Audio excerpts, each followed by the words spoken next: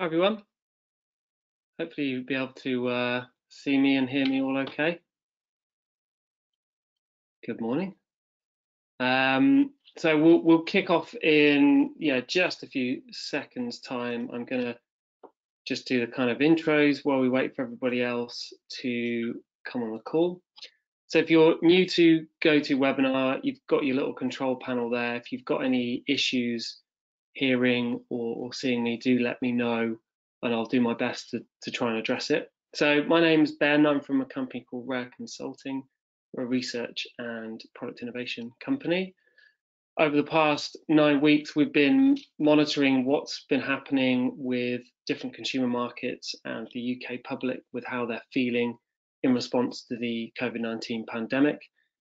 In more recent weeks, we've been looking at actually what is their future intentions look like? What are they looking forward to? Where do they envision themselves spending their time? Things like that. So we've got some updates on that, as well as looking at our brand perception data and some interesting case studies as we go along. So hopefully it's nice and broad for all of you. So what you can expect me to be waffling on about today. So I'll give you just a little intro to the project for those of you who are new to these sessions. It's really nice today. There's more than half of people have actually been to one of these before, so it's really great. Thanks for coming back. I'll try my best not to put as many bad jokes in the sessions as possible, but I can't guarantee that. So just in terms of the different themes that we're seeing, we're going to be talking about some of the main, I suppose, like main trends we're observing across different cohorts of people and society at large, as well as looking at brand perception. So we're also tracking not just what consumers are doing, but what do they think about different brands and how are they performing and how good or bad has their response been. So I've got latest updates from this week on that. And then we're going to do our jump into different sectors from a kind of top line point of view. For those of you who are new to these sessions, the whole objective for us was really, can we understand what's going on in the markets and provide this information for the business community in order for them to feel reassured, scared, petrified? I don't know. It sort of depends, I guess, on your perspective, but certainly enabling people to be able to start to plan and think about what they could possibly do. So it's our way of supporting. There's 3 things we're doing. We have our consumer tracker, where we're identifying what people are doing every week. We have our brand perception tracker, where we're looking at what people think about different brands. And then we have our qualitative diary studies, where we set different households tasks each week. And it's usually around a particular topic. So we've looked at entertainment and grocery. Finance is one we're currently working on, and asking them how their habits have changed, what new types of habits have formed, and which ones do they feel that new rituals they can envision themselves taking on into the future. So hopefully that all makes sense. In terms of context, maybe I've been listening to too much John Ronson recently, but I was sort of reminded of the butterfly effect as a kind of concept in various phone calls this week. So I've had quite a few calls with different businesses and organizations across different sectors, and I'm just reminded of just how interconnected everything is, and how the impacts we're seeing in travel will have an impact in other categories we're in, such as entertainment or childcare, things like this. Everything is so interconnected. I was looking this week at Card Factory have announced that their online sales have increased by almost 300% since the pandemic took hold of us. And you just think, well, it's fascinating. Obviously, people might buy cards in the retail space, out in supermarkets and places like that. Now they don't have access. Where do they go to get it? And it's just interesting to see the relationships between categories whilst we're being forced into what is quite a unique scenario for us all to be in. And in particular, I think with online, there's going to be plenty of opportunities longer term as new habits and new rituals become formed. And anybody, of course, who's in a strategic role, this is vitally important to really understand these concepts and get familiar with thinking outside of your own category. So with these sessions, I do, as much as we go into the categories specifically, I do try to keep quite a broad view.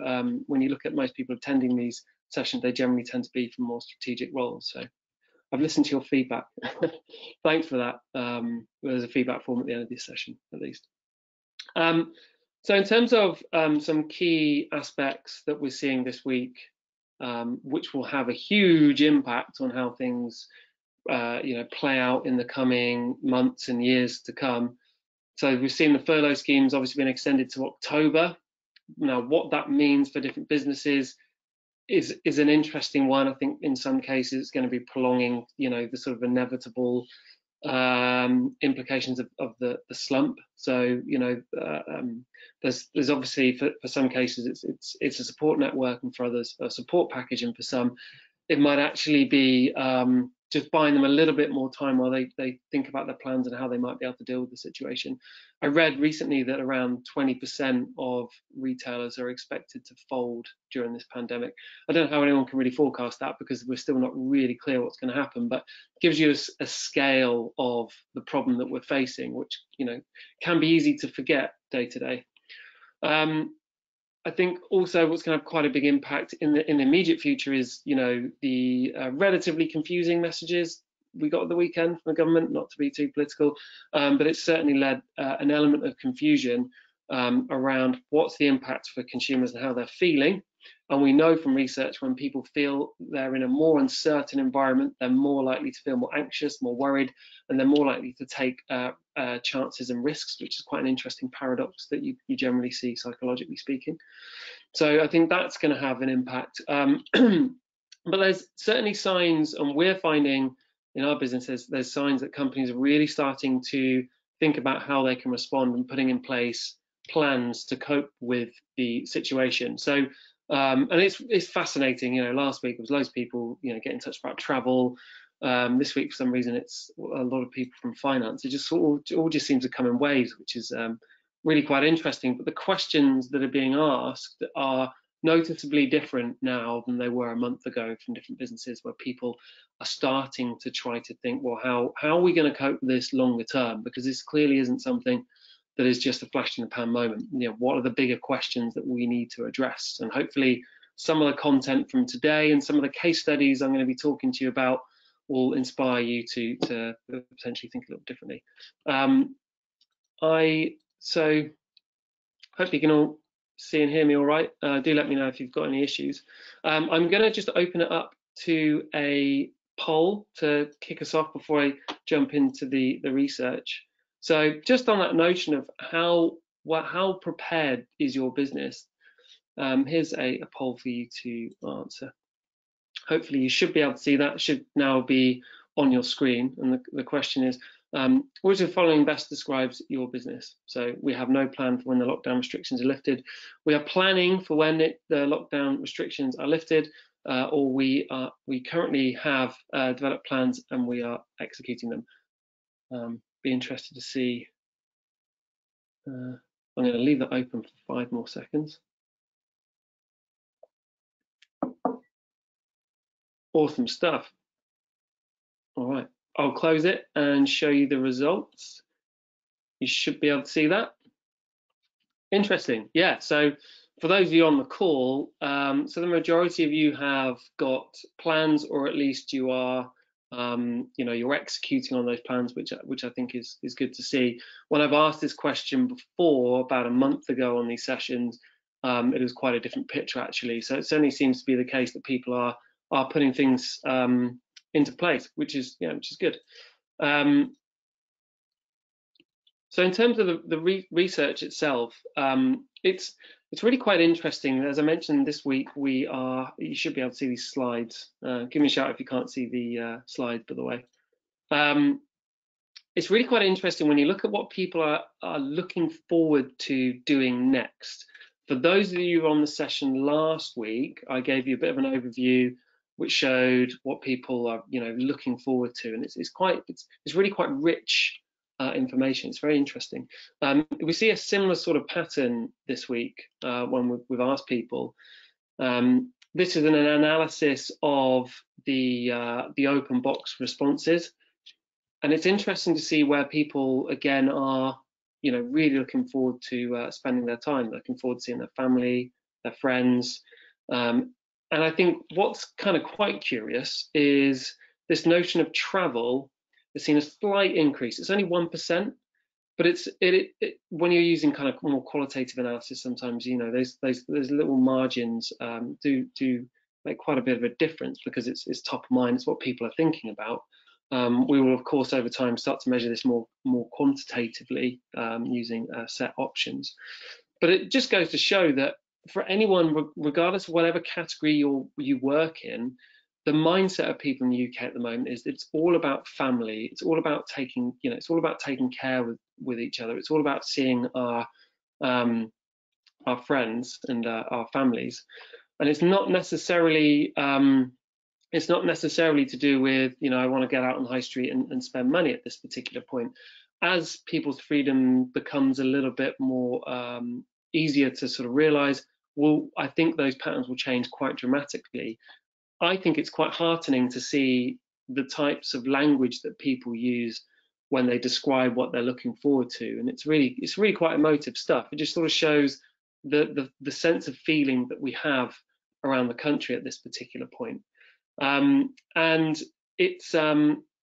think it's something that we all need to bear in mind, particularly when it comes to communications. Not to sort of hit them over the head necessarily. Some of you might have noticed that I've used EasyJet as an example in previous weeks. I think it's quite a good example of what not to do, really. That's the reason why I put it in there. So I get emails from them quite regularly about different encouraging me to invest in travel internationally. It's quite interesting looking at their content and comparing to how people currently feel. So we know they want to see their family, they want to be able to feel, touch, and experience things again, more so necessarily than doing anything too sort of too commercially focused, at least. I think what's interesting, and I'll explain this in more detail as I move through the slides, is when you look at the types of communication that what this is inferring when it puts out. So this piece of copies are telling me about, we've got 2 million seats available, over a set period. Well, how does that make me feel about my relative safety? We spent the last 2 weeks bunkering down with our family, not really going anywhere, going into our local services with masks on, gloves, and everything else. The mindset at the moment isn't necessarily that I'm thinking about what I'm going to do in my holidays in a year's time. And you'll see at the bottom of this email, it's encouraging me about booking travel for 2021. I have no idea what I'm going to be doing in 2021. Quite frankly, other than running these sessions and running my business, I don't really know what I'm going to be doing next week. So it's quite hard to imagine, there's the sort of separation here between my current self and my current issues and my kind of future self and my future intentions. When there's so much uncertainty, it's quite hard for people, I think, to plan that far in advance. And you might sort of argue that, well, I mean, certainly from my perspective, now this is encouraging me to go to Spain. The reason why I go to Spain is for family reasons. I don't go to Spain necessarily to see the sea and the beaches and that sort of thing. So I think there's also an element where there's an opportunity here to understand what is the motivation for people's travel. Why are they going from A to B? There's an announcement, a very vague announcement from the Health Secretary about summer holidays being cancelled, which is, of course, open to interpretation. Don't really know exactly what that means. But for many people who've got family overseas or in the UK, you'll probably find that most of the reasons why people are traveling is to see each other more so necessarily than to get away from day-to-day life necessarily. So we've got to think about the motivation, what's encouraging people, and get back to some very core aspects of people's values and what's important to them. So I think that's really important. Over time, we're measuring how people feel emotively in the UK. The levels of worry are now at the lowest level that we've seen in the last 6 weeks. There's some really interesting stuff going on with the level to which people feel content has now increased by 1% over the past week. And you'll also observe in that data that restlessness is something that we've started to see increase over time. I thought I had a couple of questions on the last webinar about, well, who are these people? So I thought I'd just show them. So in terms of people who are feeling content, typically more likely to be males. Generationally speaking, the over-indexes for millennials. In terms of where people live, they're more likely to be in rural areas. If you live in city centres, obviously you're exposed much more, I think, to more risk variables, I think, than if you live out in the sticks. We're also seeing that non-purchase decision makers are actually feeling more content than people who typically make most of the household decisions. So there's also a real interesting dynamic there to think about when we're communicating with people who would normally buy regularly from us versus those that don't. So some interesting sort of interesting data there for those involved in communications. And also, when you look at, you compare people who are concerned about their job versus not concerned. Those who are not concerned are more likely to feel content compared to those currently working. What about restlessness? It's fairly balanced when you look at it in terms of the genders. There's a 1% difference between males and females at the moment, but generally baby boomers the group that feel most restless, which I thought was quite interesting actually. Looking at this, I sort of rather suspected it might be a different age group, but it's consistently over the last few weeks it's been this group. We're seeing a greater degree of restlessness in suburban areas, so not necessarily in cities. In fact, there is a significant difference between those that live in city centres versus those live in the suburbs. So, you know, so why is this important? Well, it's important because if we think about, again, the way we communicate with people, then geo-targeting and being able to sort of understand these variables is important. Now, these weren't necessarily issues that existed 2 months ago. When you're looking at your comms plans, you're probably looking at it in terms of different attributes. But what we're now seeing is that actually how people are feeling does vary according to their environment and where they live. And that's something that's been studied quite a lot psychologically when you look at, you know, kind of microcosms of the work environment and, you know, stressful work environments versus those that aren't stressful, and the types of variables you might see. I could talk at length about that sort of stuff. I think it's really fascinating. So we do see some differences with in terms of how people feel emotively by different cohorts and different generations. And if you're interested in seeing more of this data for reference, then give me a shout. Bizarrely, we've got plenty of it, which you might expect. So in terms of the key themes, we're still looking forward to spending time with our families. That's more important to anybody now at the moment than necessarily, you know, getting back to work or sort of spending and investing our money. It's all about family at the moment. Of course, that will change over time. We know from last week's research, I'm going to be bringing into next week's, that our sense of community is also quite high with our family and those around us. I'll bring that to the fore next week as well. And in terms of how we feel emotively, it does change by the different groups, and it's very important for anybody who works in marketing to really get a sense of some of this stuff and to be tracking it over time. Thanks for those. I'm going to open this up to, well, let me just explain the next section, that might help. So I'm going to be talking now a little bit about how different companies are responding and how they've been perceived by the general public, to give you a sense of actually, you know, who are the runners and riders, who's doing it well, who's doing it not so well, as, you know, the example I've just talked about earlier. Thanks for you that have just been in touch about the polls weren't working for you. I'll, in between this webinar and next, I'll work out to find out why. But yeah, sorry, I'm not sure what's necessarily happening there, but I'm seeing around 70% of you are able to vote at the moment. You can kind of write it on a piece of paper and tell me your answer. Hey, will you tell me? That's it. Why don't you tell me your answer in the questions box, and then I'll add it up in my head. That can be a maths test, like Carol Vorderman. So I asked this question 4 weeks ago on these sessions. So how would you should be able to see this. You've got a poll? Here we go. Got a poll here. How would you rate your company's response to the COVID-19 pandemic? Very good, somewhat good, neutral, somewhat bad, extremely bad. I think that'd be quite an interesting one to sort of see and compare over time.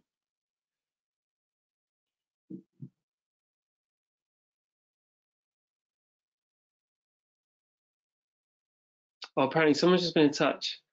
If you can't vote, apparently, sometimes if you press escape for the it works. So if you have your webinar on full screen, press escape, the buttons might work. Thanks for getting in touch with that solution, by the way. Try that out for those that you haven't been able to vote. Maybe that works. It might be a sort of tech thing on your end. Cool. So I'm going to close the poll. Yeah, it looks like most of you have been able to vote. So see how. So 50% of you. Here we go. 50% of you said very good. 25% said somewhat good. So that's positive. 8% saying somewhat bad. So yeah, interesting. The skew is there towards the positive. And when I asked this question on the webinar a few weeks ago, it was the same, similar sort of patterns. So that's good to see. Obviously, the way we perceive things in businesses is slightly different, obviously, to what consumers think. So thanks for voting. And just before I move into the next section, thanks for the tip. I've just heard feedback that actually that tip does work. So if you're ever using GoToWebinar, press escape, minimize it, then you should be able to vote. There we go, fixed it. Look at this, brilliant. So predominantly on the session here, the general feeling is those of us who are working in companies, we feel that we've given a good response to the pandemic. In terms of what we're releasing publicly, these are 4 categories that we are releasing publicly on our website. So you can go and have a little look at these. Over the past few weeks, we've seen overall a sort of general downturn across the different categories that we've been looking at in the consumer markets. There are, of course, different stories that play a role within that. Overall, supermarkets performing better, retailers is performing behind that, with banking and telcos behind that too. And if I was a betting person, you'd probably sort of predict that type of response. But we know from the data that when we were told to go focus on our essentials, the supermarkets were the first to enact any safety measures that existed. They've invested quite heavily to protect and ensure that we're all safe. And of course, for lots of people, I was talking to a client yesterday who informed me that this is the 4th week where the only destination where she can go each day is actually to the supermarket each day. So for some people, it's your source of exercise, and paradoxically, the source where you buy chocolate and snacks and treats, if you're me. So looking at this data is interesting as well, because overall we are seeing a kind of a downward trend over time. I think there's evidence of people feeling a bit lethargic about the whole experience, getting quite tired. We've seen in our data restlessness is increasing, and it's by no means necessarily solely the responsibility of the brands themselves. I'm at pains to really emphasize that. In different categories, you see different dynamics. So in some cases, it is the case that those particular markets have struggled over years to win trust. So banking is one that has struggled over the years, if we think back to 2008. Whereas for some people, supermarkets have become, your single source of destination, which, weeks ago was vitally important. You got there and had a good experience, but it's been very difficult for lots of supermarkets to ensure a consistently good experience for people, and it really does vary across the UK. If you look at different retailers and split that out over time, I think data looks beautiful when you look at a show like this, doesn't it? Sort of chaotic and mad and crazy, and that's I suppose the beauty of the situation we're in. It is all of those things. It's interesting to see patterns for 2 brands. I thought I'd call out M&S, and I thought I'd call out TK Maxx as well. So M&S, you've seen they're a little bit slow out the gates to respond, then were a bit more proactive in around about the end of April, where they announced they had their own delivery box which focused on essentials, and they were going to be supporting communities a bit more proactively. They also announced last week that they've got a partnership going on with Deliveroo to get their products out to people. So they've solved the fulfillment problem there. As for TK Maxx, they've had a bit of a bumpy ride, to be honest. So they had lots of criticism from different support groups and different unions about how they're looking after their staff. They had to temporarily shut down their warehouse, so they had to close the online orders, and they've just got that back up and running now that they're on the communication that it's because they've now ensured the safety of their workers. But of course, we've known for a number of weeks that's what they've been accused by the unions of not necessarily doing. So we'll see over time how that plays out for them. Certainly, looking across the brands, it's quite an interesting pattern where companies like Burton and the Arcadia Group businesses have really struggled over the last 6 weeks. In terms of banking, we see the delta difference in banking is relatively flat. There's only it's only a 13% difference this week compared to those at the top versus those at the bottom. What we're seeing affecting the results, and I think of banking, it's sometimes easy to kind of look at the other end of the scale in some cases to sort of identify why some people might not be doing so well. This week for Metro Bank, there's a lot of people in the market betting against them. So they're sort of struggling in the markets a little bit, and there's some stories about them not necessarily supporting NHS workers by closing down their bank accounts over this period. So they're sort of struggling with their perception in the market. This week, I thought I'd focus on Barclays as one. In these sessions, I focus on a different brand across different categories, just for interest, really. There's no hard and fast rule, just because it's quite interesting. This week, I thought I'd pull out an example from the banking sector. So looking at Barclays, who early on invested quite heavily in supporting charities. They lifted their overdrafts for consumers, or they instilled an automatic waiving of all interest on overdrafts in March. When we moved into April, we've seen a drop in profits, but interestingly, some of their best trading results. So kind of a mixed response. But certainly, a lot of banks are struggling with giving support to the business communities with bounce back loans and the coronavirus continuation loans. So when I've actually been talking to people who work in the accounting industry, so we work with different sectors, we know a few people in that sector, there's been interesting stories about actually which banks are doing well at supporting businesses and those that aren't. And what they're telling me is they're starting to see evidence where people don't have a relationship with a relationship manager at a bank for CBILS loan.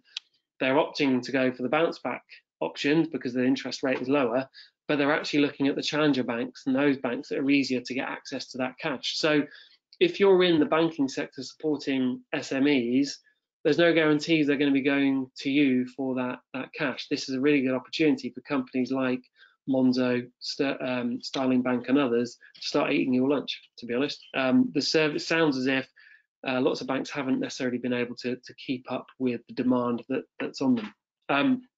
What we're seeing, and the reason why this data is super important, is that there is a positive relationship, a strong correlation between how a company responds to the pandemic, so whether it's good or bad, and the level of trust. So the worse their response, the lower the levels of trust are amongst the general public, and that has a huge impact on long-term customer loyalty.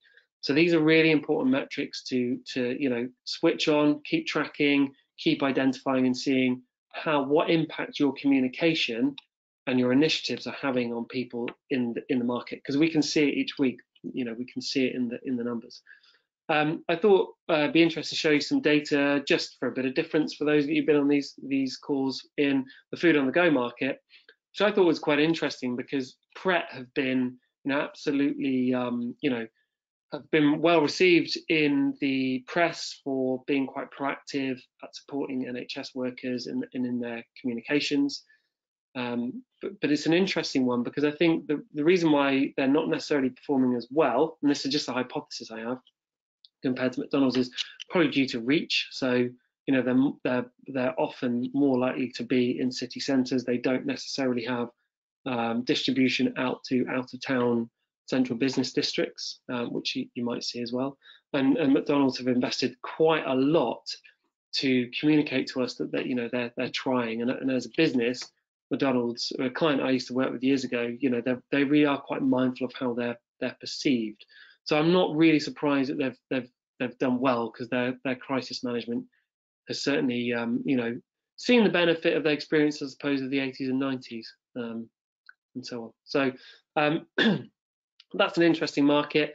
As people are able to buy produce products from these different businesses over time, we will track it to see what's the impact. I thought I would also look at the airlines, mostly because, well, in my home, my partner has just flown back to Spain to continue filming. She's been filming in northern Spain on an Amazon TV show, so she's been told to go back. So we found out 2 days ago, and she had to zip back. So I thought, oh, I'll put airlines in because it's something that's kind of close to my home situation at the moment. That's the only reason I put it in. And it's interesting to see in this with airlines, again, that perception seems to be split very quite clearly on more of a kind of corporate level of how the owners of different airlines have been communicating in the press and have been challenged and criticised for their responses, versus those that have actually been a little bit kind of quieter and not necessarily been absorbing as many column inches. So, you know, that has a huge role for corporate comms with how you communicate and how you respond. Will have a massive impact on how people perceive you over time. So it's something to align and get right. So that's the data for this week. As you can see, Wizz Air at the top of that particular category, though I'm mindful to point out that the score isn't necessarily high compared to what we've seen in other categories like supermarkets. So for those of you in travel, hope that's been interesting. We are tracking that over time. So in the next section, I'm going to be going through different sector performances. So what we've observed from the last set of data I've gone through, that reputationally speaking, super important to keep on top of this, to monitor how you're doing, look at how your communication publicly and your PR activity impacts the perception of your brand in terms of not just how well you've responded to the pandemic, but also, you know, how much people trust you and what's the general sort of sentiment towards the brand. We're going to be here for quite a long time. You know, this isn't going to be over anytime soon. As much as our people who are going back to work are sort of almost sort of treated as unfortunately the experiment in this. Looking at different categories, so travel's a curious one. Last week, the last week's data I presented, we saw a slight shift in people's intentions to spend more money in travel when the lockdown restrictions are lifted. What we've seen this week, given that there was an announcement late last week and over the weekend that people traveling from overseas are going to have to quarantine themselves, and there's a lot of talk about these fairly sort of industrious quarantine zones being put up in airports, it seems to have affected people's intentions to spend more in this category longer term.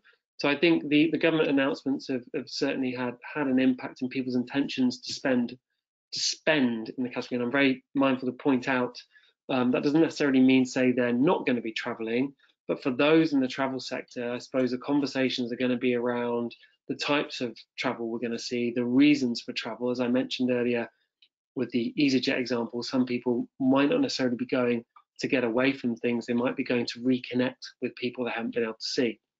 So we really need to understand some of this stuff over time. So overall, we've seen a bit of a a bit of a sort of what's the word, it sort of stunted the thought that this is a viable activity for people with that latest announcement. It's going to be interesting to see over the coming weeks when we get further clarity, hopefully, of what the intentions and safety precautions and parameters will be, and how that affects the markets. There's a couple of really interesting, just in the world of travel, hospitality, I came across a couple of really interesting case studies, which I just want to bring to life. This is a company over in Holland, which are actually in the co-working. They're actually they're in the hotel sector.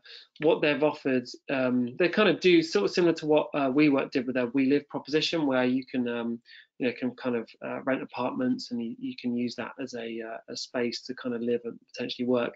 They've rebranded themselves subtly to, this is a company called Zoku. I think I pronounced that right. Sorry if anyone from the Netherlands, I'm doing my best. I'm definitely not pronouncing that right, I can tell you. They've switched their branding, their proposition to be all about offering these spaces as work environments. So lots of people are struggling to cope with separating home and and work.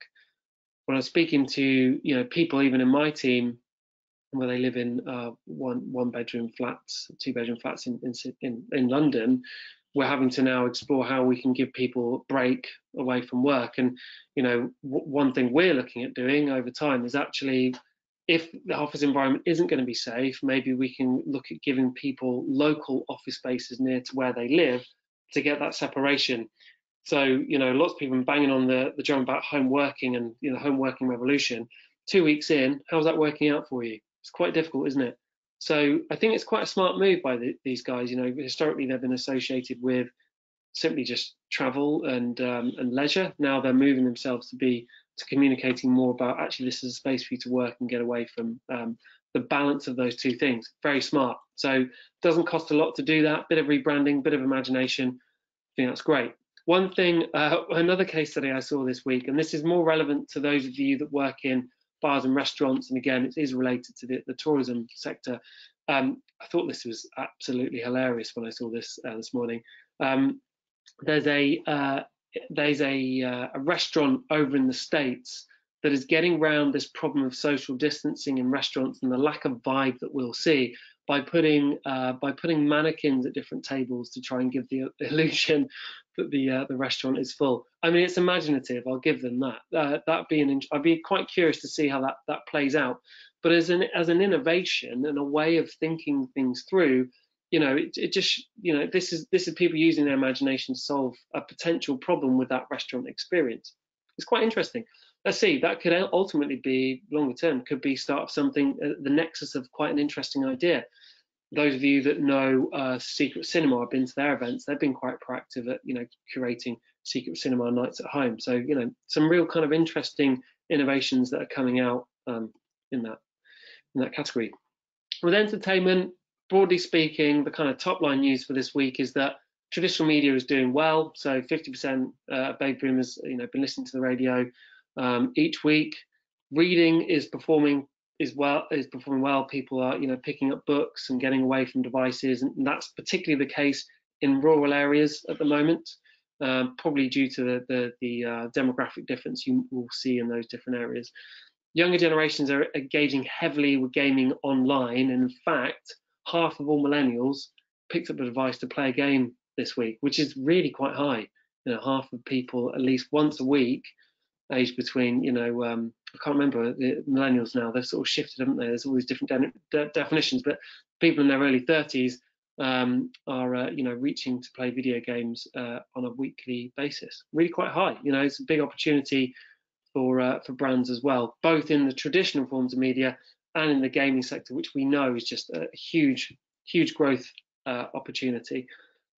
Every day, 34% of us are listening to music. Similar sort of proportion of people are watching TV, and there's just as many people who are watching video games as there are reading. So depending on if you're in publishing or you're in gaming and technology, both of these mechanisms are valid. It just depends on the demographic.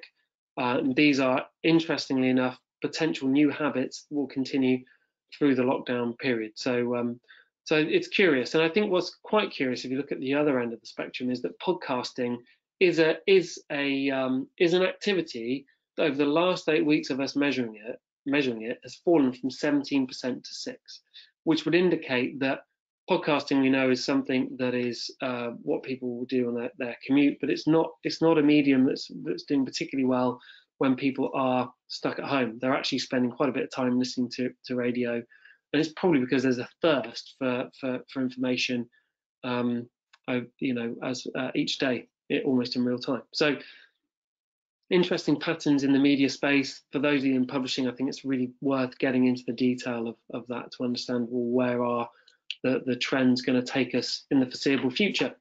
So if we can imagine a scenario where there's a slower return to work, you might find if you've got an ambition to get into podcasting, you might not necessarily want to kind of rush out the gate to do it tomorrow.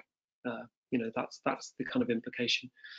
When it comes to groceries, interesting themes and trends we've seen for this week is when it comes to physical spaces. Men are more likely to be going to likely to be buying from open markets compared to women. They're twice as likely to be doing so. Those that have claimed to have been in self-quarantine currently are more likely to be going to smaller convenience stores than they are going to bigger supermarkets, and that would obviously be because lower levels of potential risk factors. There's less people, there's probably less sort of queuing and less pressure as well, although you don't necessarily get access to as many of the different multiple categories that exist. And in rural areas, what we're observing is that there's sort of a bit of a relaxation in habits, and people are buying groceries on a less frequent basis, and we are very much seeing the return to the weekly shop, in particular in those locations where we've seen a real growth in people doing online shopping as well. Just a really interesting innovation I've seen, probably for those of you that work in the ops side of things, it's a really interesting innovation that I saw this week from a company that have developed a bracelet that you can fit onto your wrist. So if you're working in outdoor spaces, construction, warehouses, in fulfillment and distribution, it will alert you when you are in close proximity to other members of your team, which I think is a really fascinating, in terms of the sort of behavioral science side of it. It's a really interesting device. Actually, you know, there's a tendency for us all to think about, well, stick it on a mobile phone, but obviously in those places, access to your mobile device isn't necessarily as easy as you're in a physical job. You might have it on your person, but you're busy moving goods and products and things, less so than sitting in front of a computer screen all day. So they've really thought through the problem. I'd put that there for anyone in ops, because I think it's just quite interesting. You know, if TK Maxx had access to this type of equipment 4 months ago, could they have got their online website and made that available much sooner? Probably, you know, because they would have had the safety measures in place. So hats off to them. I think that's a really smart innovation that solves a real operational problem that lots of people in grocery and retail are going to face. Home and DIY as a sector is one that we've seen week in, week out has performed really well, and in particular, it's really interesting to see how different generations are responding. It's actually been shown to be quite a kind of universal activity for lots of people as they're stuck at home. They're looking for things to do that are productive. Your house is, you know, we're focusing on a home environment because that is where we are spending most of our time at the moment. So obviously that's the environment that we want to improve. 31% of Generation Z, so younger people, engaged in this category at least once last week. So there's a real interest in younger people coming into the sector and saying, well, you know, how can I improve my own environment? So that's, you know, it's quite encouraging for people who work in lifestyle, fabrics, textiles, DIY, home improvement, and the kind of general home management sector. There's a new cohort of people who have an interest. So it's not necessarily the domain of homemakers, but younger people too are being quite active, and there's the opportunity. 1 in 4 of us in the UK engaged in DIY or home management last week, which is just a huge proportion of people when you think about it. And there's lots of stories of different companies that provide gardening materials just running out of stock, and queues around the queue at B&Q. That's a hard thing to say. Too many queues. No pun intended. I just congratulate myself, why don't I? So it's interesting to see with this sector how it's performed in the last 6 weeks and how it's likely to perform in the future. There's certainly no indication at the moment that there's any sense that people are going to let up their intention to engage in it. So again, what's the opportunity? If you're in publishing, if you're in the sector itself, if you're in retail in more general terms, you know, what is the opportunity to really kind of latch onto this notion that people, whilst we're having to spend so much more time at home, want to do things that are productive, and what's the impact of this longer term? What are the new habits that are gonna form? So I think this is a real opportunity for many of us, depending on the category. And you know, think about the butterfly. It's not necessarily going to be an opportunity for people who work exclusively in this category. It's something that's an opportunity for everybody. In retail itself, just in terms of the broader sense, we're seeing, you know, it's still relatively mute compared, you know, to I think how a lot of people in the sector had hoped. And depending on the categories, on the performance of online really varies. When it comes to apparel, it hasn't necessarily been performing as well as products that relate to habits, that relate to hobbies and interests, and that really falls in line with what we've seen with home management and DIY. People want to be productive over this time, so there's an opportunity for lifestyle and interest in this particular sector. When we look at the split out by the different categories, broadly speaking, you can sort of see that pattern come out quite neatly in terms of where people you know, are investing or willing to spend at the moment. Generally will be around their kind of their hobbies and interests, where they're willing to part ways with their cash, not necessarily on things that will, you know, such as apparel, that might not necessarily be as useful now as in the future. But of course, where this is going, we don't necessarily know. As soon as people are able to see each other and meet face to face, we're likely to see a change in that type of behavior. So the important message for anyone in retail is to be ready for that. In terms of the future intention with retail, week on week, we've seen that it's becoming more suppressed. Now, again, that really does depend on lots of different things at the moment, such as the furlough scheme, number of people who've going to have a job or not going to have a job at the end of this, people who are able to see others. So, you know, the lockdown restrictions, our ability to travel, our ability to connect with others physically. There's just so many aspects that will play a role, but as it stands at the moment, that's what the picture looks like. It will be interesting to, on next week's webinar, to explore, okay, what's the impact of the announcements and clarifications, if I can call that, at the start of this week on people's intentions in this sector. So I think we're going to see some changes now that people are going back to work and the patterns of travel become more familiar. Now, what we don't know is what's the impact of that going to be on the second spike, and we're just going to have to wait and see what happens on that. With beauty, the lead message here is overall engagement in the category is down. The intention to invest is less than it has been in previous weeks, but it doesn't mean to say people aren't looking for inspiration, and that's been a message I've been putting out on these sessions over the past few weeks. People are still looking to be inspired over time. One aspect I thought has been quite interesting this week, though, is that the level at which people have said that they are going to be doing their own DIY kind of home beauty rituals has reduced compared to previous weeks. So it might be that people are sort of looking for sort of fresh ideas, fresh content, but predominantly that's, you know, set against this idea that there isn't necessarily the motivation in some cases to invest considerably in it. But, you know, the UK is globally the 6th biggest market in beauty. So this is a sector we work in quite a bit, and what we're seeing in other markets is that now lockdown restrictions lifted, some markets are seeing actually the beauty sector has performed quite well. So overall, the intention to invest is suppressed, but the appetite for content is very much still there. And I came across a really interesting innovation and idea from Singapore this week, and this is an influencer called Maggie Fu, based out in Shanghai, who's actually you can't get a manicure done at the moment, but she's distributing out manicure kits so you can do it yourself at home. I'm probably only a couple of weeks away from having to sort out my hair, and now that I'm living on my own, I'm going to have to work out how I'm going to do it, which is going to be quite interesting. So I might actually, those of you on the call last week, I talked about the website that enables you to get a haircut called "You Probably Need a Haircut." So I'll let you know. I'm going to give that one a go. But in the beauty sector, I think this example of the home delivery manicure kits based out in Singapore is just another great example of how can I solve the problem? How can I educate people as well as giving them the inspirational content they want at this particular point?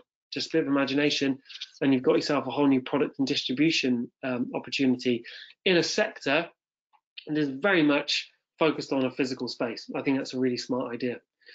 With exercise, it's relatively flat again this week. Most people are getting their exercise through walking. we're seeing that the younger generations are the ones that are actually claiming they're being more active running out of home at the moment. Millennials are the group that are more likely to be exercising at home. Probably makes sense. They've got work, they've got a balance, home life as well. So it's probably easier just to do a bit of exercise, jump on a conference call and get on with your day to day.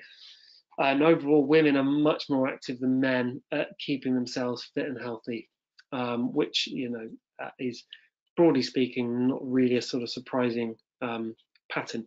In terms of their future tension, it remains relatively steady this week in terms of what we're seeing. If you think back to one of the first slides I mentioned earlier with what people are looking forward to in the future, sport is something that you see at around about 1% of people who are looking forward to doing exercise and sport. So being active is there. It's not as big as being able to see other people, but it's certainly in the mix in terms of what people are looking forward to. With alcohol, which is the final category I'll go on before I do the wrap up for this week. Some interesting patterns with this one, not necessarily positive. We're seeing in the data that those that are currently working are more likely to be consuming alcohol at the moment, more so than people who are on furlough, and more so than people who aren't working. For anyone who is at work right now, I think it's been a really interesting, and anyone in a management position, it's been interesting to see over the last 2 months, and I've seen it with my team in particular, as well as clients and people we deal with, that it was sort of a bit novel to begin with, but we really need to be very conscious of how we check in with people we work with emotionally to make sure they feel supported. It's not going to be longer term, it's not going to be good if necessarily that in some cases alcohol is a means to sort of relieve stress at work. I'm probably stepping out my bounds here as a researcher into something probably more socially based, but I do think it's something for us to sort of bear in mind in the coming weeks. So those who are at work, we know are more likely to use alcohol to sort of cope with stress, more likely to be drinking at the moment. Broadly speaking, there is an appetite for new products. So it's quite curious to look at the trend with low alcohol drinks. So 34% of baby boomers and older have tried low alcoholic drinks in the past week. So there's a gap in the market there, or an opportunity, which is historically from what we've seen over the past few weeks has been something that millennials have been particularly interested in. So there's certainly opportunity for new product development with older generations or low alcohol products. And overall, it would seem as well that younger generations are also looking for new inspiration and new ideas. So for those of you in publishing, trying to encourage taste profiles, get people to try out new things they haven't done before, then younger generations are certainly looking for those ideas. And we're also seeing that around 25% of those who are currently in quarantine are still getting their hands on alcohol. They're using on-demand delivery services to get hold of it.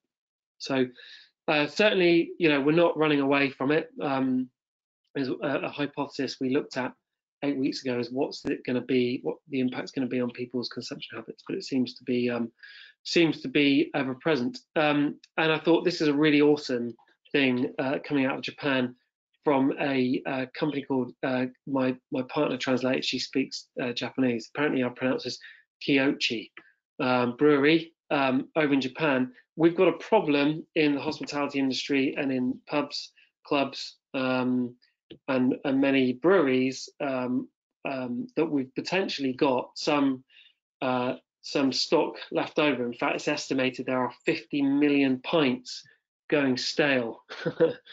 It's quite a claim, isn't it? It's a huge. That was something came out from a alcohol trade body this week.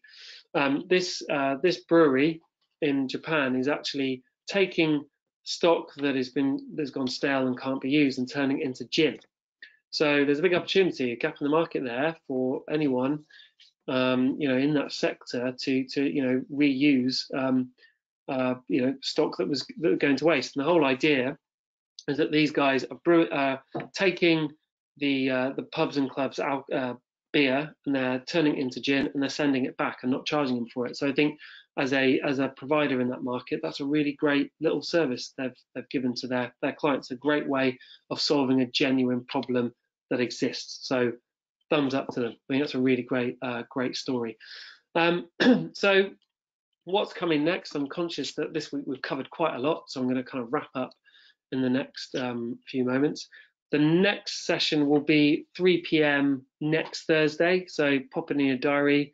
I'll be sending around an invite either later today or tomorrow. I will be sharing with you the slides and the invite to that. Please feel free to bring anybody. These are free sessions that we run, and this is our way of supporting the community. You can download all of our reports online. We are currently we're overhauling our website at the moment. So if you do go there, you might be struggle to sort of navigate from the homepage, but we are rebranding our whole business which has not been a simple thing to do, as well as dealing with the lockdown. But we're rebranding on Friday. So just on that, you'll see a very different look and feel from us. So if you start to see an email from a company called Rare Group, hi, that's us, as we are now launching our Rare Metrics and Rare Labs propositions, or get ready to take those to market. So so don't be surprised if everything looks different. It's still the same company as the message. And also, thanks for those of you on last week's webinar who mentioned you're interested in taking part in our Rare Metrics product and being the first cohort of people who use it when it goes to market in June. We are now 2 spaces away from filling the round of people. So we were, had lots of people interested in being part of the first cohort to try our automated market research platform, which enables you to do ad testing, polling, and things like that. For those of you that have said they'd like to take part and have registered an interest, I'll be following up with an email probably end of next week with how to get started with it. But thank you so much for offering to take part.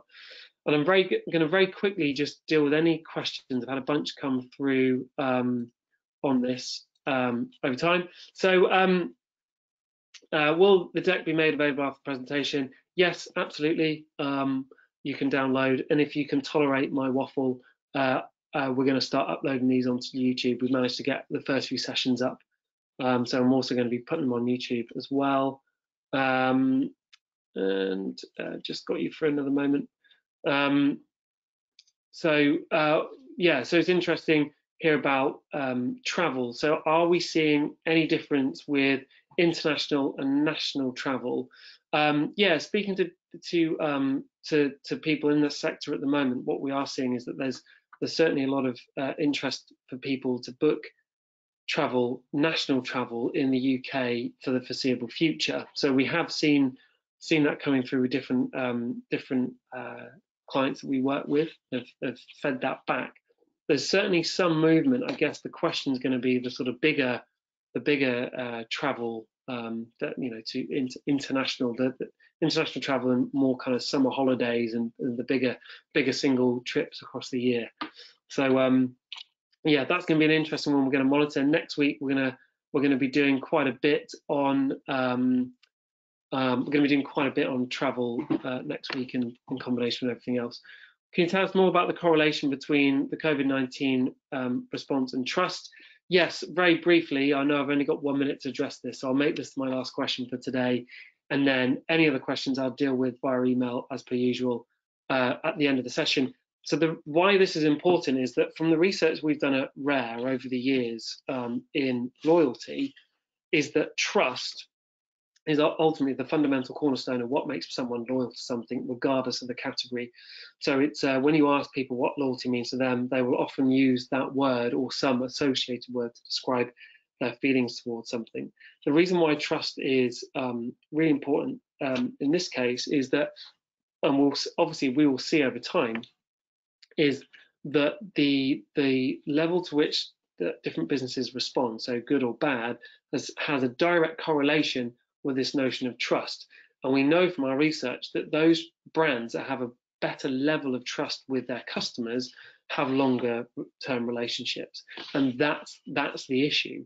is actually how we're responding day to day, cumulatively will have an impact in our day-to-day comms on what people think about us longer term. So you have to bear in mind as well, this is a highly emotive moment for everybody. We're going to remember this for the rest of our lives. It's not something we're going to forget overnight. So, you know, although people do have short-term memories, this is something we're all going to reflect on and think about. So the brands that are doing it well and being quite outstanding during this period are going to perform, you know, are going to be, like our hypothesis is, after the lockdown, are ones that are going to be remembered positively compared to those that aren't necessarily. And I'd be interested to see what happens with JD Wetherspoons in a few weeks. Some of my friends swear by JD Wetherspoons, and they won't go. They're telling me they're not going to go near it when it opens up. So yes, interesting. I think a lot of that comes also down to levels of trust and the values of the individual. I have waffled a lot. Thank you very much for attending. Thanks for your patience with any technical issues. We'll be here 3 o'clock next Thursday. Please register. I will send around invites. If you have any questions, give me a shout, and have a wonderful Thursday. See you later.